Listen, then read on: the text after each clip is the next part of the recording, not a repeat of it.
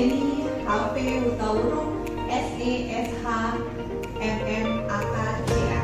Oke, hari ini kita akan belajar tentang pelayanan publik. Oleh karena itu, mari kita mulai.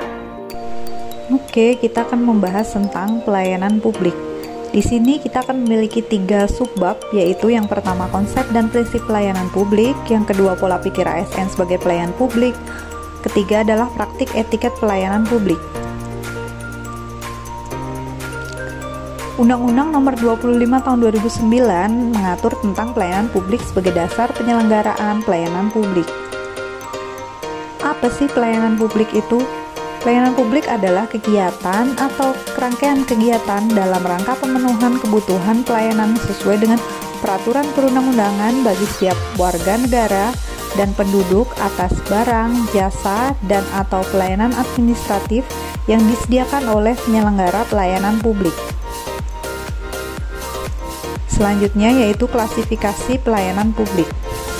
Yang pertama ada pelayanan administratif, menghasilkan berbagai bentuk dokumen resmi yang dibutuhkan oleh publik. Kemudian pelayanan bank menghasilkan berbagai bentuk atau jenis barang yang digunakan oleh publik. Pelayanan jasa menghasilkan berbagai jasa yang dibutuhkan oleh publik. Dan yang terakhir ada pelayanan regulatif melalui penegakan hukum dan peraturan perundang-undangan. Selanjutnya yaitu prinsip-prinsip pelayanan publik menurut Keputusan Menpan Nomor 63 Tahun 2003. Yang pertama yaitu kesederhanaan, yang kedua kejelasan, yang ketiga kepastian waktu, yang keempat akurasi, yang kelima keamanan, yang keenam tanggung jawab, yang ketujuh kelengkapan sarana dan prasarana, kedelapan kemudahan akses, 9 kedisiplinan, yang terakhir adalah kenyamanan. Pola pikir ASN sebagai pelayan publik. Pola pikir yang harus dimiliki oleh ASN dalam memberikan pelayanan meliputi 1. Masyarakat berhak memperoleh pelayanan dari pemerintah. Kedua, masyarakat juga membayar pajak untuk membiayai pembangunan. Ketiga, mendukung tercapainya tujuan negara. Keempat, dalam layanan yang diberikan terdapat perlindungan dari pemerintah. Oke, yang selanjutnya adalah etiket dan etika.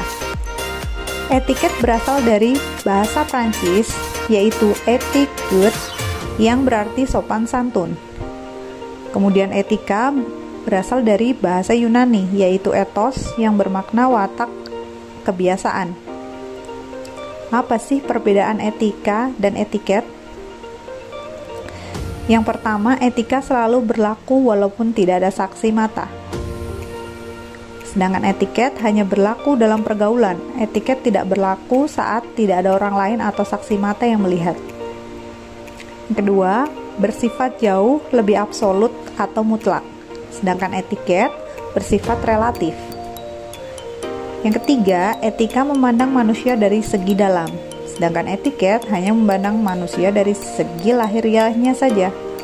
Kemudian yang terakhir, etika memberi norma tentang perbuatan itu sendiri. Sedangkan etiket menyangkut cara suatu perbuatan harus dilakukan oleh manusia. Kemudian, apakah manfaat etiket itu?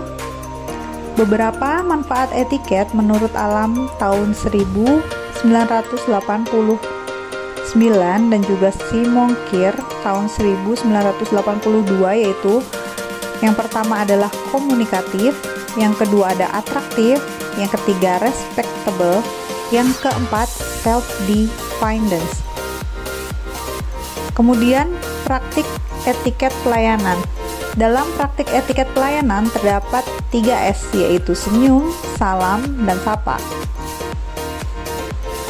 Beberapa praktiknya bisa kita lihat, yaitu yang pertama seperti etiket dalam menyampaikan salam dan tegur sapa, seperti contohnya tetap duduk dalam sikap memperhatikan lawan bicara. Kemudian etiket bersalaman atau berjabat tangan, seperti berjabat tangan dengan full kontak dan genggaman yang erat dan juga mantap. Kemudian etiket bertamu dan menerima tamu, seperti buatlah janji terlebih dahulu. Kemudian etiket bertelepon, contohnya ucapkan salam begitu telepon diangkat. Kemudian yang terakhir, etiket menangani keluhan pelanggan. Contohnya bisa kita lihat memberikan pelanggan berbicara terlebih dahulu. Ya baik, saya rasa cukup. Terima kasih atas waktunya teman-teman. Assalamualaikum warahmatullahi wabarakatuh.